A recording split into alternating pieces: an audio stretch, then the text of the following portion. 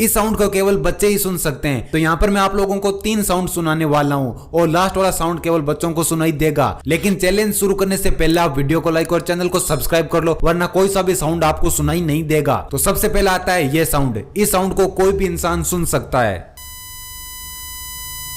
अब आता है ये साउंड। इस साउंड को केवल वही लोग सुन सकते हैं जिनके कान काफी अच्छे से काम करते हो। और अब आता है ये साउंड। इस साउंड को केवल और केवल बच्चे ही सुन सकते हैं।